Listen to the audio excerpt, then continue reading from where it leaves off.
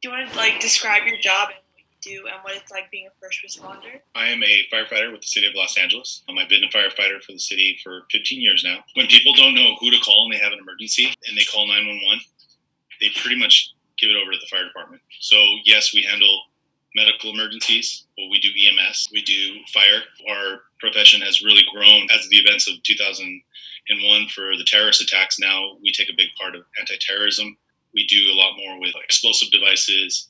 We do a lot more with hazardous materials and situations like that. So our job is really one of those things that keeps evolving. I got certified as a paramedic, and I've been doing a lot more medicine than I thought I would ever do. And then now dealing with the whole COVID-19. Do you have any specific emergency scenario stories or anything that sticks out in your mind when you think of situations that you've dealt with in your career? There are different avenues. There's been different medical emergencies as opposed to fires. We do deal with overdoses. We deal with shootings and stabbings. We deal with car accidents on the freeway in the middle of the night. Drunk drivers. Like I spoke before about hazardous materials. My station is within a 5-mile radius of the Los Angeles International Airport. So anytime a airplane is coming in that might have landing gear problems, they have specialized crash rescues and fire engines that respond to that. I think for me, the incidents that always stick out for me are the ones that are, involve children.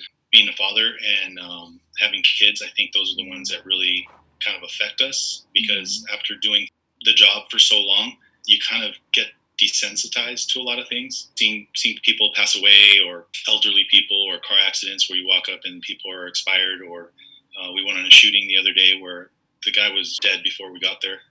Those things, you can't let it affect you. You do early on, but then over the years of doing it, it doesn't bother you anymore. It's like we could see someone totally mangled on the freeway, literally clear the scene, and then we will drive and have lunch like right after because we're starving. And most people can't do that. You know what I mean? It's something that would be in your mind or it would stay with you for a little bit, but we're able to kind of take a step back and you learn that as you grow up. But for obvious reasons, a lot of the guys and girls on the job, when kids are involved, it's really, really hard. That's the one thing that we can't really let go because we think of our own families, especially like car accidents with teenagers involved and stuff like that, or overdoses. Few and far between in our career is we actually get to save lives. We attempt to a lot of the times, but unfortunately, because of the way things are, by the time we get to people, usually the worst case scenario has happened. But there's been a few times where I've pulled some people out of a burning building and they've managed to survive. And those little things are the things that kind of stick in your mind. You actually feel like you're making a difference because we go on so many calls and it's so overwhelming that a lot of the times we don't feel like we're truly making a difference. Do you have a specific example of the scariest situation or most intense situation you've been in? I was inside of a warehouse, industrial warehouse, big fire, and we're going inside, and it's completely pitch black because of all the smoke. You can't really see your hand in front of your face. We're crawling inside, and one of our guys kind of goes missing because you can't really see where he's at. So we're kind of running low on air. All of a sudden, the captain informs like, "Hey, we're not, firefighter so-and-so he's not unaccounted for. We need to find him." So we start looking, but it's, you're basically crawling around in this place that you have no idea where you're at, and you're trying to get a hold of your fellow firefighter, and you're running out of air, and you're about 200 feet deep, and you got to basically follow the firefighting line or the hose line that you brought in. Now you got to crawl back out the same way because you can't see anything. And we spent so much time looking for him that we were basically almost out of air. Luckily, we found him, and he was hurt. Part of the roof had collapsed, and it hit him. So it kind of didn't knock him unconscious, but it knocked him to the point where he was a little bit disoriented. And so we helped him out. But I mean, I was literally having to hold my breath all the way out. Firefighters have to wear about 80 to 100 pounds worth of extra gear. It's really hard when you're trying to do a lot of physical exertion and not really use a lot of air. It was a warehouse and we were trying to save something, but we almost lost somebody. In the fire department, there's a saying, we risk a lot to save a lot. And if you're risking your life, you usually risk your life to save that of someone else's, But in a warehouse at 2 a.m. when there's really no lives to be saved, insurance can pay for everything else. But if I show up to an apartment building or a residential family, and as I see flames coming out of there, and it's 2 a.m. and I see toys outside, well, then that's kind of lead me to believe that maybe there are some, lives in there that could be saved. So I'm definitely going to risk more to save more. There's another one, the same thing where we backed out. And literally, I must have taken 2 steps outside of the building and the whole roof caved in. If we were in there, we would have been dead. So being a part of all these different emergency scenarios, how do you think people can better prepare for them, whether it be like having to do with the pandemic or just any disaster in general, like natural disasters or fires? How do you think people can just prepare themselves and educate themselves more so that they can be prepared in the future? A lot of the educational stuff that's out there already, like for the little ones, like the stop, drop, and roll, or just the 911, knowing what numbers to call. Those are super important because a lot of the times if it's a true emergency, you may not be able to handle it on your own. So calling for someone definitely helps. As far as for big disasters, like you're talking about, depending on where we are, we're in Southern California. So for us, a big disaster would be earthquake preparedness, having your supplies, having your escape routes through the house, whether it be a fire or earthquake, and how you would evacuate, to have some kind of maybe a few days worth of food and water at your home. Do you have any advice or tips on how to react during an emergency scenario? Or my biggest advice would be, if there is something, just try to remain calm, because it's funny to see how people react when something's not going right or going wrong. People usually flip out or tend to overreact or panic very quickly. Being a first responder, you're put in so many situations that you kind of almost take a step back and just kind of analyze the situation, and you can kind of figure it out. The biggest advice for me would just be just to take a second, kind of see what situation you're involved in, and then you make a informed decision from there. Do I need extra help? Do I need to call 911? Do you need to tell somebody? Are your responsibilities as a first responder different with everything going on right now with COVID-19, maybe even protests? Do you have different responsibilities and roles in your job now than you did before? Yes and no. I would say yes, because obviously because of the protests and all the other stuff, it's kind of intertwined during the pandemic, which makes it obviously harder. We definitely, before the pandemic began, we were definitely more hands-on. We've always worn gloves as PPEs, and eye protection, but we didn't really necessarily have to wear a mask. If someone would call 911 and they were having an overdose or chest pain or shortness of breath, or we would just show up and be wearing our latex gloves and some eye protection, and then we would work up the patient. Now it's changed to where we wear a mask for ourselves and then also put a mask on the patient immediately to kind of prevent, cross-contamination. And then distancing. We'd always walk into your home to try to give you privacy or have you come into the ambulance, and now I think we're trying to kind of keep that distancing. So we'll have people come out if we can to the yard where it's kind of open, not be so fast to treat you in the ambulance because it's really confined space. During protests, we didn't used to wear our ballistic vests. We are assigned as firefighters ballistic vests. We wear bulletproof vests on certain calls. If we're going to stand by at some kind of protest or something like that, we'll have it on. Just in case they start throwing stuff or, someone has a gun, then we're obviously we're protected. How often do you feel pressured when saving someone, and how do you kind of deal with those emotions that you feel in certain scenarios in order to stay calm and address the situation? The pressure that I put is usually on myself. I never feel like I am nervous or this is dangerous. When someone calls, I evaluate the situation, as we all do, and we go in and we do our best to try to help.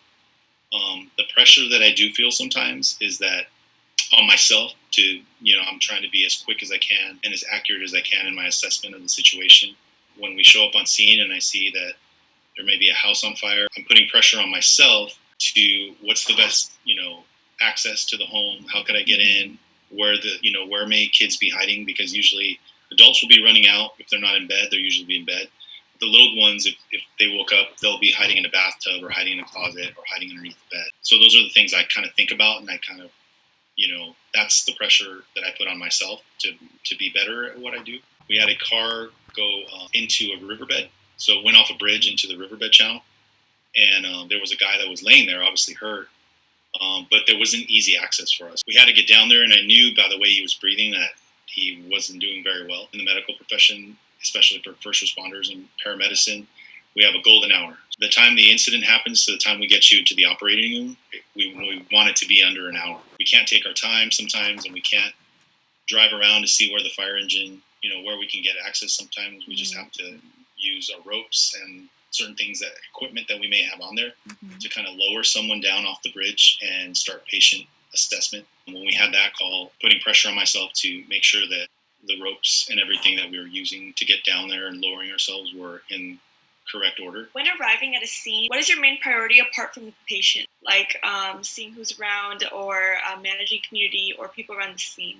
We all have different positions. So I'm one of the firefighters. On a fire engine has 4 people assigned to it. You'll have a position that's the engineer, which is the guy that's usually driving the fire engine.